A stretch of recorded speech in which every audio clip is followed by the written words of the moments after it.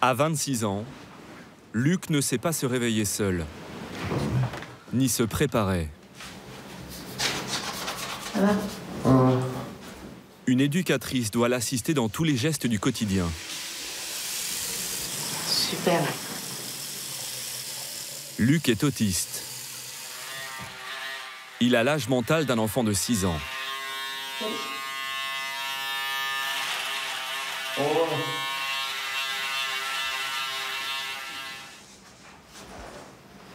Pas sur le côté. Super. Luc ne parle pas.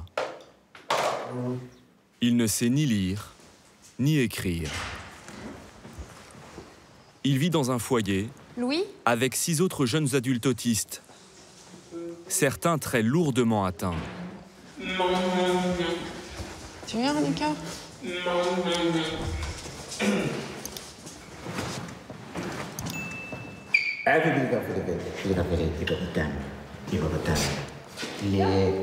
Les crocodiles à mal.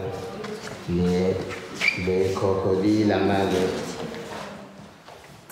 Comme beaucoup d'autistes, les pensionnaires du foyer vivent enfermés dans leurs habitudes. Au petit déjeuner, Nesquik et Choc-à-Pic pour tous. Un rituel depuis l'enfance.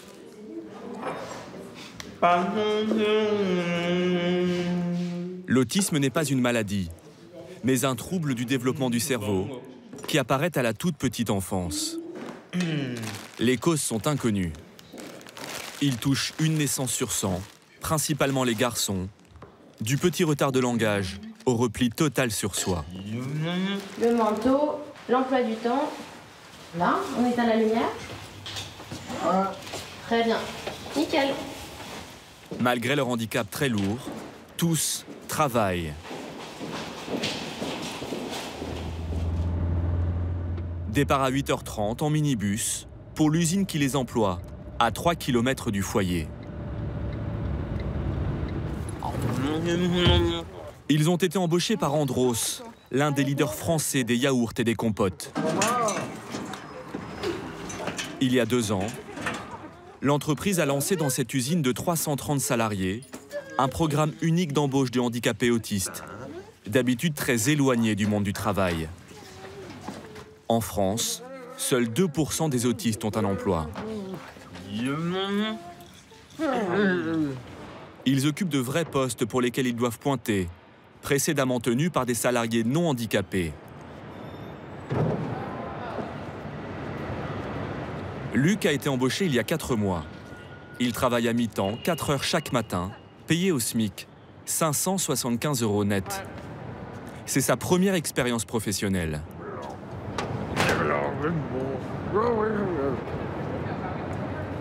Il doit déballer des palettes de pots de yaourt vides. Vas-y, Luc. Vas-y, prends.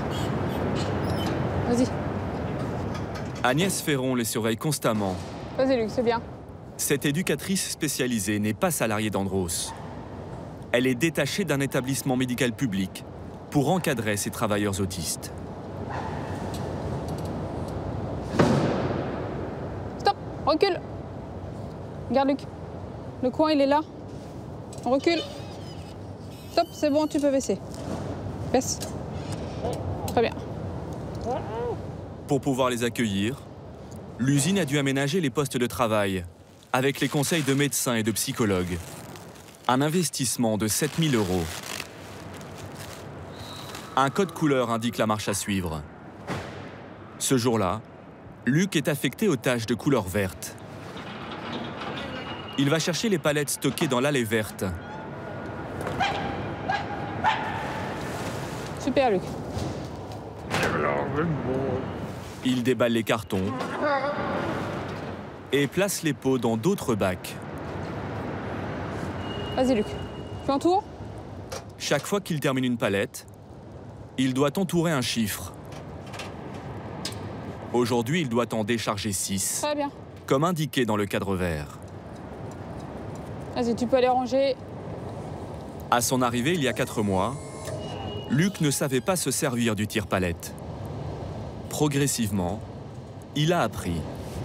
Il sait faire beaucoup de choses, mais il faut prendre le temps qu'il puisse assimiler la consigne. Donc à la base, ici, c'est vrai qu'il est parti de rien parce que c'est pas quelque chose qu'on a l'habitude de faire au quotidien. Mais tout ce qui est utilisation des outils, il a compris le principe. Et du coup, maintenant, il est autonome pour entourer, il est autonome pour passer d'une référence à une autre.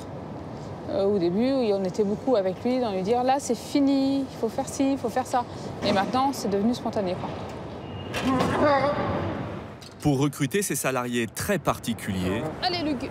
La direction de l'usine s'est adressée aux instituts médico-éducatifs de la région, des structures d'accueil des handicapés mentaux. Elle n'a pas exclu les cas les plus lourds, au contraire. Ces 7 nouveaux salariés sont reconnus handicapés à 100% par la sécurité sociale. Seul critère rédhibitoire, les comportements violents. Parmi les premières recrues, Nicolas, 32 ans, en CDI depuis 1 an. Il souffre d'une forme d'autisme très différente de celle de Luc, le syndrome d'Asperger. Il sait parler, il n'a aucune déficience intellectuelle. Il est même diplômé d'un BTS de comptabilité. Mais il a du mal à appréhender les situations imprévues. Et réfléchir lui demande beaucoup d'efforts. Là, vous voyez, ça c'est des yaourts qui vont être vendus dans des stations d'autoroute. Il faut mettre un couvercle en plastique comme ça qui contient une petite cuillère. C'est routinier, répétitif. Parce que pour les personnes autistes, il faut beaucoup de tâches, il faut des tâches répétitives parce que les tâches non répétitives ou les tâches qui demandent de la réflexion, ça peut entraîner de la lenteur. Est-ce que vous n'auriez pas envie de faire un travail intellectuel pour lequel vous auriez à réfléchir?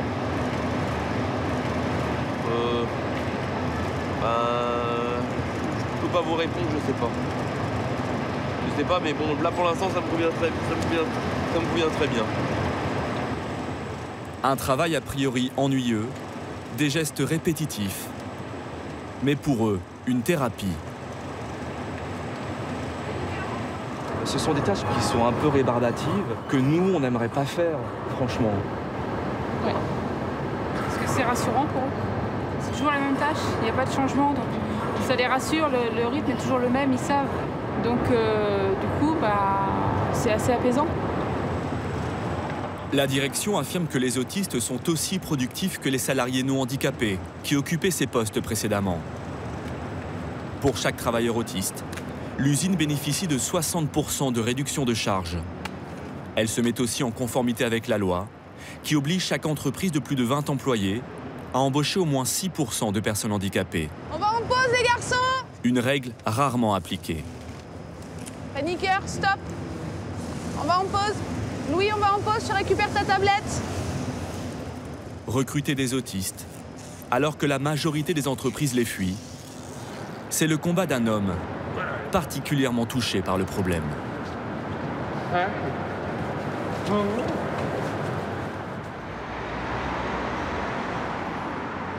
Luc, à table, mets tes chaussons. Jean-François Dufresne, le papa de Luc, est aussi son patron. À 62 ans, il est le directeur général d'Andros depuis 10 ans. Allez, hop. C'est lui qui a décidé d'intégrer des autistes à ses équipes. Avec sa femme Leslie, d'origine américaine, ils ont connu le long parcours du combattant des parents d'autistes. Mange. Non. C'est bon? Bon, ouais. Oh, dis donc. Mais ça, c'est autre chose. Ça, c'est des trucs. Dès les premiers mois de vie de Luc, Jean-François et Leslie, qui ont déjà un fils, s'aperçoivent qu'il est différent de son grand frère. C'est qui ça? Ouais. Moi. Physiquement, rien ne transparaît. Mais Luc est un bébé très turbulent. Il aimait bien taper sur les casseroles dans la cuisine, ça c'est clair. Rapidement, son comportement devient préoccupant. Quel type d'enfant était-il?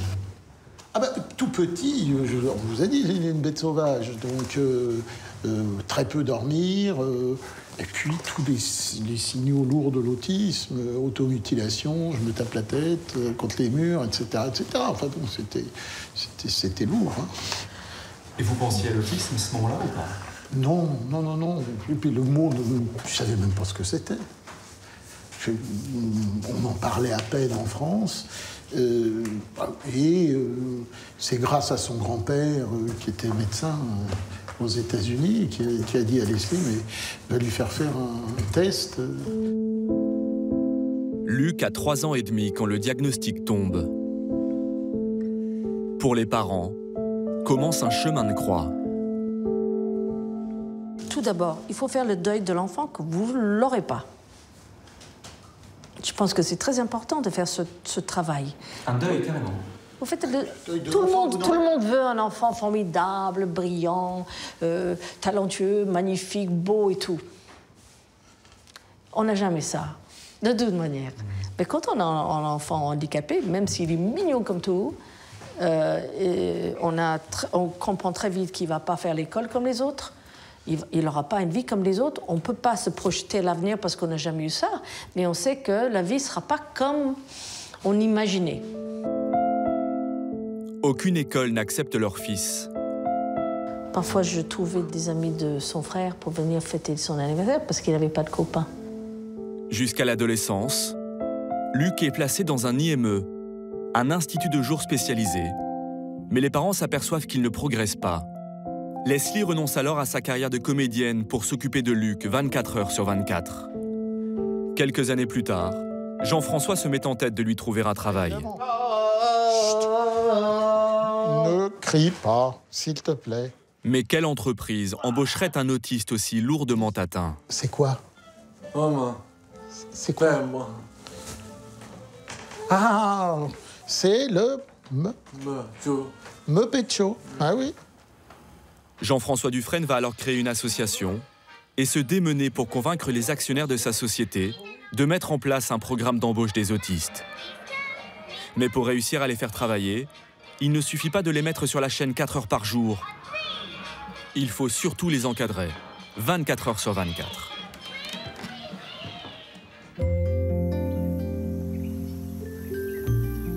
Après leur demi-journée de travail à l'usine, les autistes sont hébergés dans les anciennes dépendances d'un manoir, au cœur d'un jardin de 20 hectares. Ce bâtiment appartient à l'entreprise. Le site était inutilisé depuis des années. Andros l'a rénové il y a 2 ans, pour 2 millions d'euros. 8 studios y ont été aménagés. Chacun sa chambre, mais tous les repas en commun. Est-ce que tu peux enlever le pichet d'eau, s'il te plaît, Vincent? Côte de porc, couscous ce midi. Le bâtiment est mis gracieusement à la disposition de l'association. Andros ne dépense pas un centime pour le fonctionnement de la maison, qui vit des subventions du Conseil général et des loyers payés par les autistes. 640 € par mois, repas compris. Dans quelques mois, les pensionnaires devraient également bénéficier d'une aide au logement, jusqu'à 300 €. Chaque après-midi est consacré à l'apprentissage des tâches ménagères et de la vie en communauté. Ce jour-là, ils se préparent à un exercice compliqué pour eux. Faire les courses. Toi, Annika, le jambon, vas-y. Je fais aussi du jambon. Regarde, tu cherches le jambon, Annika? Ils se répartissent la liste des articles à acheter pour la semaine, grâce à des vignettes illustrées. Lardon, Annika. Lardon, regarde. Oui. Comprendre des consignes, organiser un planning, se créer des repères. Des petits Suisses. Autant de compétences qui leur serviront à l'usine. Super. Luc est en charge des yaourts et du pâté. On va prendre 4 boîtes de pâté. On prend 4, Luc? 4. Les courses, c'est aussi une manière de lui apprendre à compter.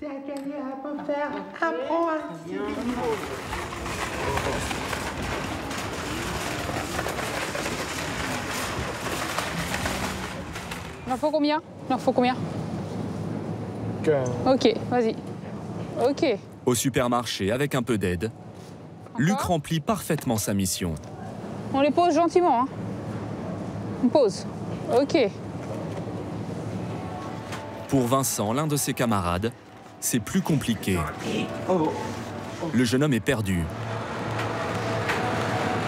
Qu'est-ce que vous cherchez là, Vincent? Des paupiettes. Il n'y a plus de paupiettes en rayon. 9 581. Signe de stress, il récite une litanie de chiffres. L'un de ses tocs habituels. Tu prends 3 boîtes? Agnès, l'éducatrice, l'aiguille vers les surgelés.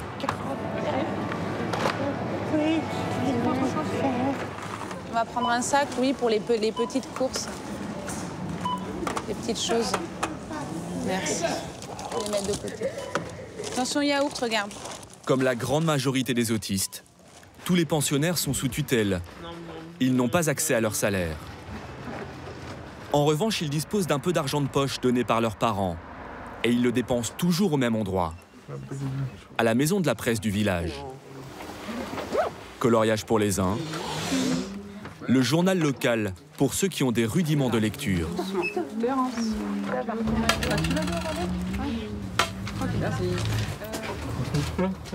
Reinicker, lui, a visiblement un autre centre d'intérêt.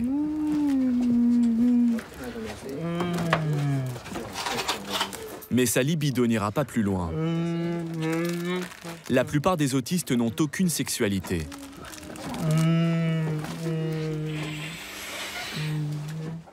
Il se rabat finalement de lui-même sur des magazines People. Merci. Regarde où on marche. La stimulation et l'encadrement permanent sont les clés de leur progrès. Ce sont aussi des sources de fatigue. Entre deux activités, Nicolas, l'autiste Asperger, comme tous les autres, a besoin de se réfugier dans sa bulle. Qu'est-ce que vous avez comme lecture?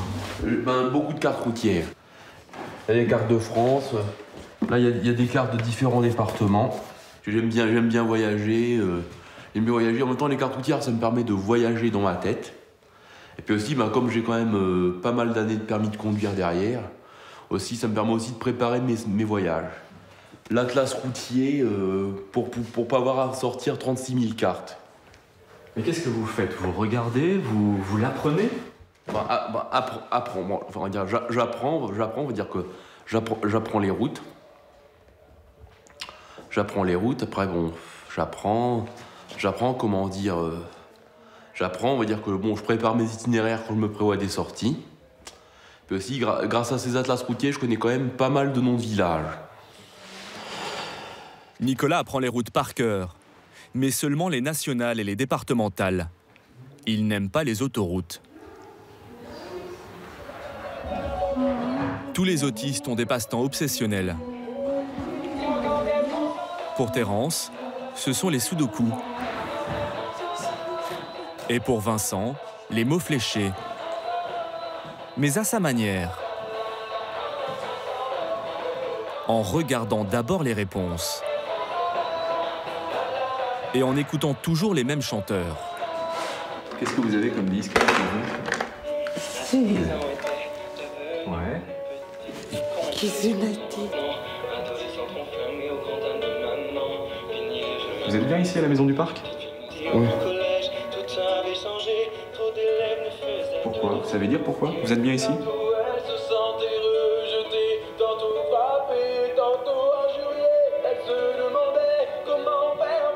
Aucune réponse.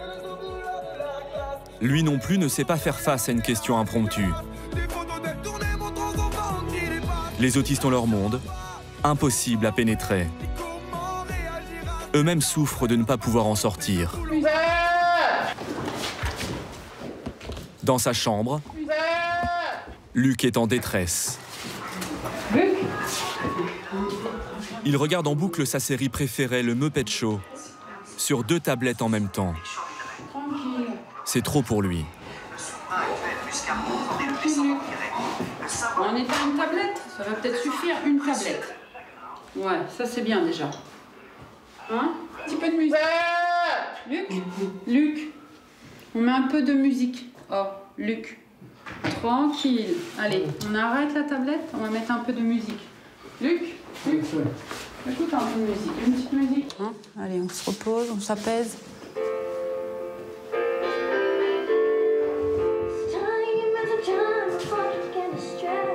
Luc n'a pas été capable de se calmer seul. Le chemin vers l'autonomie semble encore long. Pourtant, les parents veulent y croire.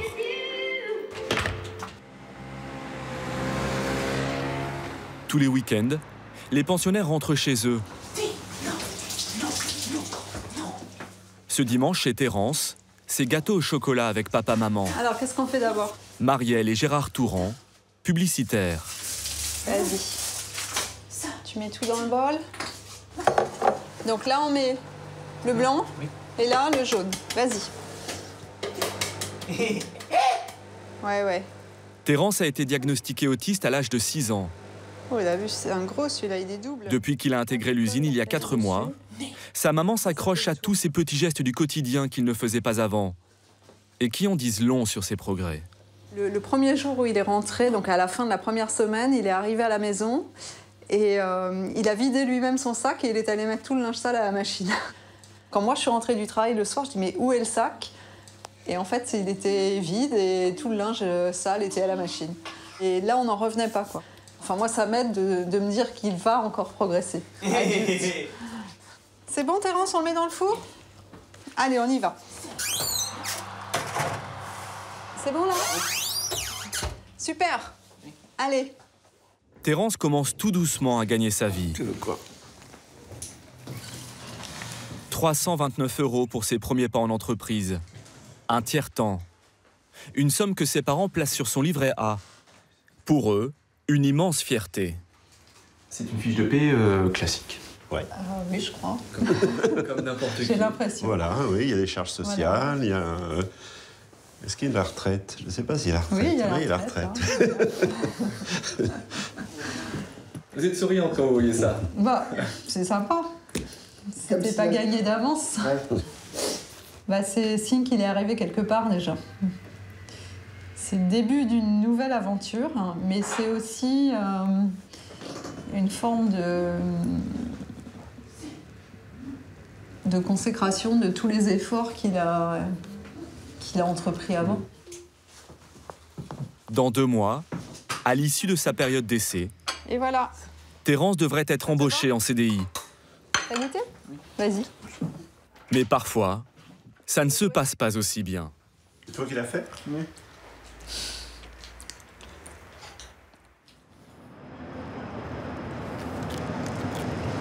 Ça te suit derrière? Vincent, 20 ans, le passionné de mots fléchés, semble lui avoir du mal à suivre la cadence. Après 9 mois sur la chaîne de yaourt, il est toujours en période d'essai. Il a encore besoin des photos des tâches à effectuer et des instructions de son éducatrice. Tu regardes, hein? Tu peux continuer, Vincent. Continue. Vincent est souvent tête en l'air. Un signe peut-être que ce travail ne lui plaît pas. Il risque de perdre sa place.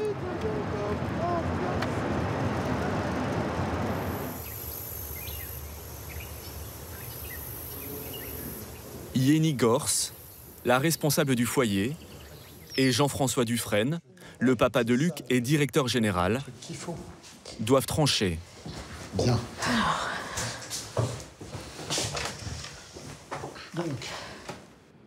S'il n'est pas productif, ça veut dire qu'il n'est pas bien dans cette attitude, dans les postes et dans cette mission. Et ça veut dire que ce sera forcément pas bon pour lui, avant tout. Sûr, donc, bien sûr. Tous les deux se demandent s'il est judicieux d'embaucher définitivement Vincent. Ce pourrait être contre-productif pour l'entreprise, mais surtout pour lui-même. Vous n'allez pas mettre à la porte un salarié autiste? Pourquoi pas? Pourquoi pas? Monsieur, si c'est pour son bien et pour la logique du système que nous avons mis en place, oui, bien sûr. Bien sûr, oui. Si. Ils sont comme nous, les autistes. Il ne faut pas se tromper, ils ont un handicap lourd, mais ils sont comme nous. Donc, s'ils ne remplissent pas bien, et s'ils sont au milieu des autres qui remplissent bien, et qu'eux ne remplissent pas bien, ça va les rendre profondément malheureux. 3 semaines plus tard, ils prendront acte de petits progrès chez Vincent et décideront finalement de l'intégrer en CDI. Si un autiste perd son poste, il devra aussi quitter le foyer. Un cas qui ne s'est pas encore produit. Cette année, Andros prévoit de recruter 5 autres autistes. Ils sont déjà une vingtaine sur la liste d'attente.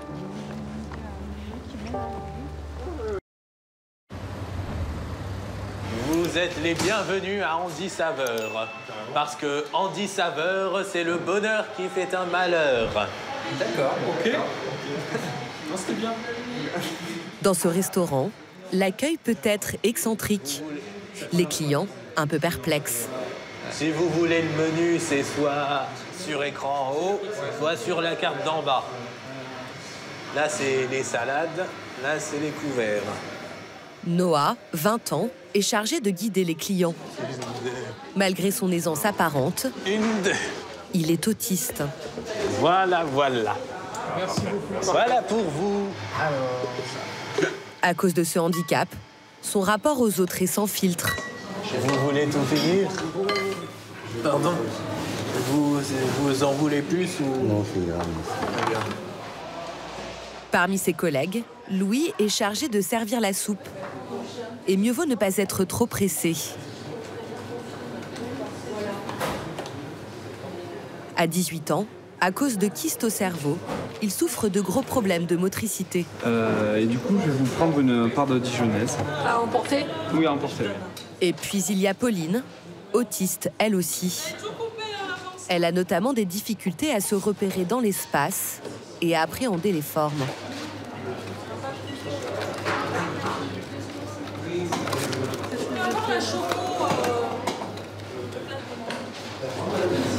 Mettez à l'extérieur, c'est mieux. Hein. Voilà. Je vais prendre du coup une sampée avec la poitrine. Pour l'aider quand elle ne comprend pas, le directeur du restaurant n'est jamais bien loin. Baptiste, c'est quoi les sampées? Pardon? C'est quoi les sampées? Les sampées, c'est San Pellegrino, c'est ça. On va y arriver. Hop, les couverts, je vous laisse vous servir. Hop, et 11 €, s'il vous plaît, madame. Merci. Dans ce restaurant de tartes et salades, 7 des 9 salariés présentent un handicap mental ou cognitif. C'est l'une des 800 entreprises dites adaptées de France. Elle doit être rentable comme n'importe quelle société, tout en employant 80% de salariés en situation de handicap. Ils sont tous payés au SMIC, soit 10 € bruts de l'heure. Pardon? Noah, je peux choisir une tarte, s'il te plaît? Oui. Je veux bien la régie. Si vous voulez revenir un jour à Andy Saveur, vous avez raison. Parce qu'à Andy Saveur, c'est le bonheur qui fait un malheur. Est-ce que c'est un peu surprenant? Oui. Parce qu'on n'a pas l'habitude de côtoyer ce type de restauration. Et je trouve ça chouette. Vraiment. Ça donne le sourire. Pauline et ses collègues ont commencé il y a 3 jours, à l'ouverture du restaurant. Ils sont tous en stage ou en période d'essai et espèrent être embauchés en CDI. Ce serait leur tout premier emploi. À 21 ans, Pauline n'imaginait pas qu'elle prendrait un jour le chemin du travail comme n'importe quel salarié. Seuls 2% des autistes ont un emploi. La jeune fille a le syndrome d'Asperger. Une forme d'autisme sans déficience intellectuelle, mais avec une multitude de symptômes, comme une angoisse face à l'inconnu et des difficultés relationnelles. Je pensais que je n'étais pas forcément capable, mais finalement je suis capable. Je vais au travail tous les jours, je rentre chez moi. Et du coup, oui, c'est une fierté parce que je suis capable de faire un peu comme tout le monde. Ne pas réussir à trouver de travail a toujours été une source d'inquiétude pour Pauline. Comme pour sa mère. Coucou Pauline. Ça va ma chérie? Gwenaëlle travaille dans le service financier d'une entreprise d'informatique. C'est elle qui a entendu parler de l'ouverture du restaurant et qui a poussé sa fille à postuler. Pauline n'avait aucune formation en cuisine, mais 2 CAP, vente et petite enfance. Qu'est-ce que c'est? Mon contrat. Quel contrat? Mon contrat au resto. Ah ça y est, ton contrat de travail? Ouais. Oh là là là. Tu le mérites, hein, parce que ça a été très compliqué tout jusqu'à présent. Félicitations. Hein. Oh là là. Bravo ma puce. C'est super. Connaissant la situation de Pauline, c'est pas évident de trouver une place. Et puis Pauline, elle est trop handicapée pour le milieu classique et pas assez handicapée pour le milieu où il y a que des personnes en situation de handicap. Donc c'est pas évident de trouver la bonne situation où elle se sente bien, parce que c'est important. C'est pas seulement travailler pour gagner de l'argent. Elle a besoin d'être épanouie dans ce qu'elle fait. Et ça, c'est important. Hein. La fierté d'une mère et un soulagement après un parcours douloureux. Pauline n'a été diagnostiquée autiste qu'à 17 ans. D'abord scolarisée dans des écoles ordinaires, elle y a toujours été rejetée par les autres élèves qui la trouvaient bizarre. Le CE2, c'était une horreur. C'était une horreur. Ça se manifestait comment? Si t'as touché Pauline, ne me touche pas, sinon je vais être pollinisée. Et personne ne voulait jouer avec moi. Enfin, j'étais toute seule dans la cour. Le soir, je rentrais, j'étais mal. Le lendemain, je voulais plus aller à l'école. C'était dur. Aujourd'hui, son premier contrat sonne comme une revanche. Même si travailler au contact du public est un facteur de stress supplémentaire. Pauline suit un traitement pour mieux gérer ses angoisses. Elle a déjà paniqué en plein service au restaurant. Un client m'avait stressée parce qu'il était pressé. Du coup, je suis partie en angoisse totale. Je me suis énervée et j'étais très stressée et je tremblais en fait. J'ai fini ma crise en bas dans les vestiaires parce qu'il y avait beaucoup de clients. Pauline joue son avenir au restaurant. Encore en période d'essai, elle a 1 mois pour prouver qu'elle peut être efficace et rentable. Bonjour. Car les personnes en situation de handicap sont au départ moins productives que les salariés ordinaires. Alors aujourd'hui, en tarte sucrée, on va faire 2 crumbles et 2 poires. On m'écoute? C'est magnifique. Pour Monia, la chef de cuisine, les former est un défi quotidien. Tu t'en sors? Elle fait partie des 2 salariés qui n'ont pas de handicap. En 3 heures chaque matin, elle doit faire préparer à sa brigade des plats pour une 60aine de clients. La crème liquide, on laisse le chocolat fondre tout doucement. Encadrer les salariés en situation de handicap est un choix de vie pour cette ancienne comptable qui s'est reconvertie à 44 ans dans la restauration. J'ai mon fils aîné qui a une trisomie. Donc voilà, j'avais envie d'être utile. On se sent utile en fait dans ce métier-là. C'est pas que la cuisine, c'est de pouvoir travailler avec eux. Même si c'est fatigant, c'est pas grave, c'est une bonne fatigue. Ouh, c'est compliqué pour toi la pomme de terre, hein? Oui. Waouh. On recommence. Tu coupes comme ça. 1, 2. 1, 2. Allez, s'il te plaît, je crois en toi. Allez. Mounia doit composer avec les difficultés de chacun. Noah a tendance à parler tout seul. Ça le déstresse lui, mais ça peut stresser les autres. Donc forcément, je lui ai dit, faut un peu moins parler. On est bien d'accord, Noah? Oui. S'il lui parle, moi, c'est l'anarchie, quoi. J'imagine si tout le monde faisait comme moi. Bah tu vois, t'imagines, toi. Bon, allez, concentre-toi. Maxime, lui, est beaucoup moins bavard, voire mutique. Son point fort, c'est d'être très minutieux. Comme pour la plupart des autistes, les tâches répétitives le rassurent. Qu'est-ce qu'il y a, Maxime? Je veux autre chose à faire. Ah oui, bien sûr. Alors, toi, en France, il n'existe pour l'instant qu'une dizaine de restaurants de ce type. Pour son ouverture, l'entreprise a reçu des dizaines de candidatures. S'il vous plaît, je vous présente, il y a Inès. Elle va venir travailler avec nous tous les jours, de 10h à 15h. Voilà. OK? Et puis là, on va se lever les mains.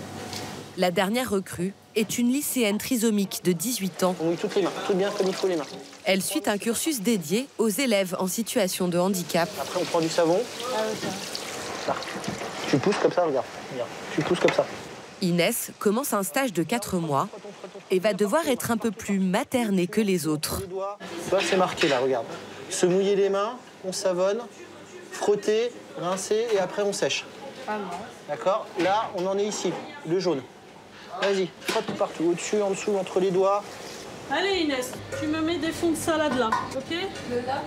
Allez, vas-y. J'arrive après. Elle a été recrutée après un entretien de motivation et des tests pratiques de cuisine. Pour aider Mounia, Mathilde, une éducatrice, a été détachée spécialement par le lycée. Elle accompagne Inès pendant ses premiers jours de travail. Ça va Inès? Qu'est-ce que tu dois faire du coup? Mounia t'a demandé de faire quoi? Ça, c'est-à-dire, essaye de me le dire. Alors, regarde-moi. L'idée, c'est que dans la salade, t'as remarqué, il y a plein d'autres petites choses. Parfois, il y a de la betterave, du gruyère, on ajoute des choses. Il ne faut pas que le saladier y déborde. Donc, à mon avis, là, ce que t'as mis en salade, c'est pas mal. Non, tu vas pas trouver ça. Allez, tu... Inès, tu vois, c'est à ce moment-là, quand t'as terminé, c'est important que t'ailles vers Mounia pour qu'elle comprenne que t'es terminé. D'accord? Allez, Inès. Elle est où, Mounia?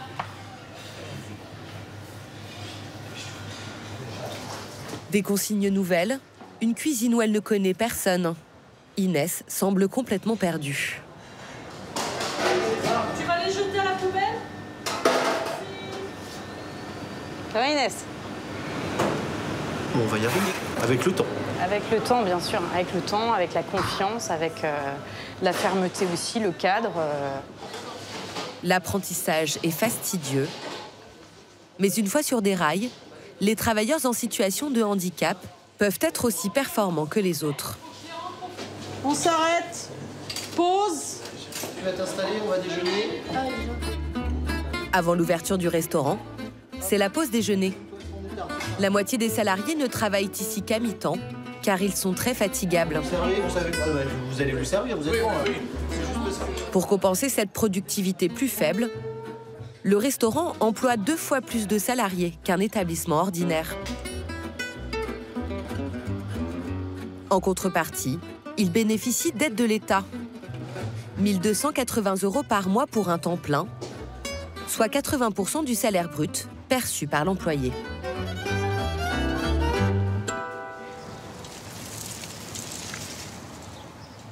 Pour le couple de la région parisienne qui a fondé le restaurant, Alors, c'est bon? Eh ben c'est bon. handicap peut rimer avec rentabilité. Nathalie et Christophe Jarrier sont depuis 23 ans à la tête d'une entreprise florissante de services administratifs. Une centaine de salariés, dont 80% de personnes en situation de handicap. Tiens, Marin. Ah oui. Ouais, c'est pas mal, je trouve ça. Tu mets mettre la nappe, s'il te plaît. Elles sont pas mal, celles-là. 5 ans après la création de leur entreprise, pur hasard, Marin, l'un de leurs 3 enfants, né atteint de trisomie 21. Mais non, elle est pas trop petite, on est 6.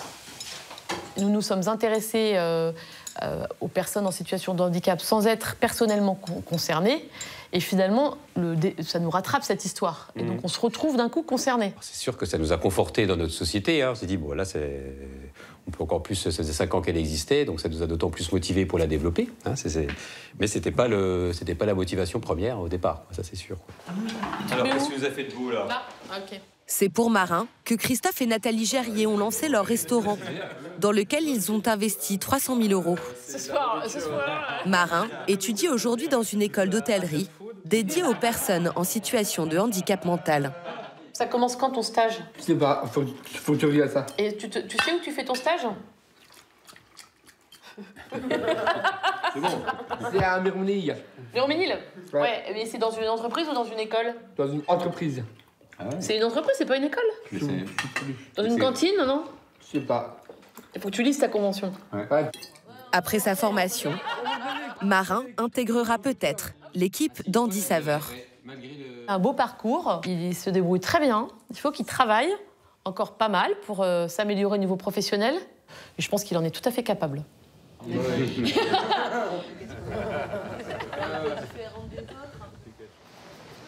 2 semaines après l'ouverture, Nathalie et Christophe Jarrier convoquent chaque salarié pour une première évaluation. Ils doivent décider s'ils les embaucheront définitivement à l'issue de leur période d'essai. Ça va, Maxime? Ça va? Ouais. T'inquiète pas. Maxime, tu veux bien nous dire comment ça se passe pour toi? Ça se passe bien. Qu'est-ce que tu fais? des tartes et des quiches. D'accord. Est-ce qu'il y a des choses difficiles pour toi? Pas beaucoup. Pas beaucoup. Non. Bah, c'est super. Il est très travailleur, très ponctuel. Super. Très ponctuel. Et c'est vraiment très agréable de travailler avec Maxime, parce que Maxime, quand on lui demande de faire quelque chose, c'est fait quoi. Enfin, on va pas repasser derrière. Comme Maxime, les employés en situation de handicap sont souvent particulièrement impliqués dans leur travail et fidèles à leur entreprise. Un atout pour les employeurs de la restauration, confrontés à un turnover important. Tu voudrais essayer de travailler au service? Oui.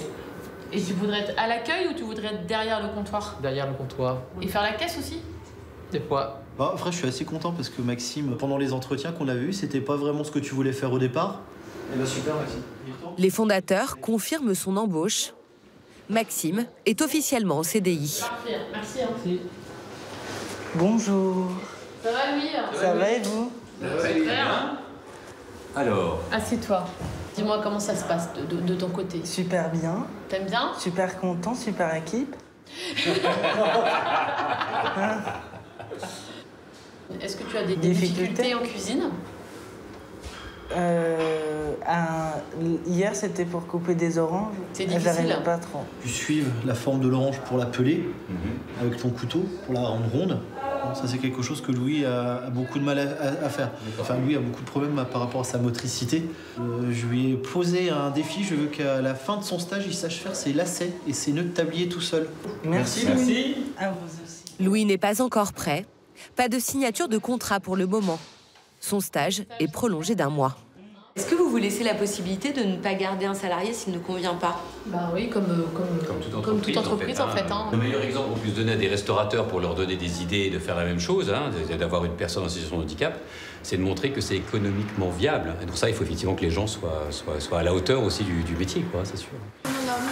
Après seulement 2 semaines à son poste, Pauline est déjà beaucoup plus à l'aise avec les clients. Chou-fleur, blette, c'est comme la blette, c'est comme des épinards. Oui, j'en ai. Et là, petit rond, blette. Et avec la fermeture des boîtes.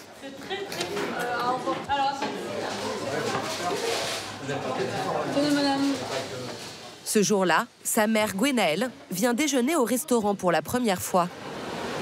Je vais prendre une part de bretonne alors. Ça m'étonne pas. C'est émouvant, c'est super, je suis super fière. C'est vraiment, je vois qu'elle se débrouille comme une chef. Et c'est super, on fera un petit selfie après. D'accord? Pauline a été confirmée à son poste à la fin de sa période d'essai. C'est belle, hein? En France, 5% des personnes autistes travaillent et seulement 1% des porteuses de trisomie.